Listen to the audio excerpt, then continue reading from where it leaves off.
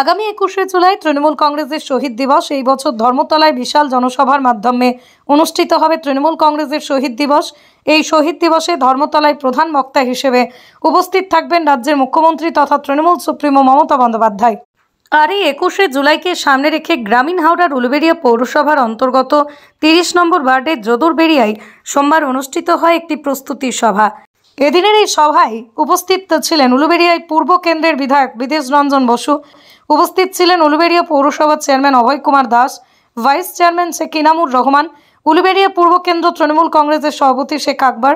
এই প্রস্তুতি সভায় উপস্থিত ছিলেন উলুবেড়িয়া পৌরসভার 30 নম্বর ওয়ার্ডের পৌরমাতা রীনা দত্ত দাস সহ অন্যান্য বিশিষ্ট ব্যক্তিবর্গরা এবং তৃণমূল কংগ্রেসের কর্মী সমর্থকরা এবং 30 নম্বর ওয়ার্ডের বাসিন্দারা।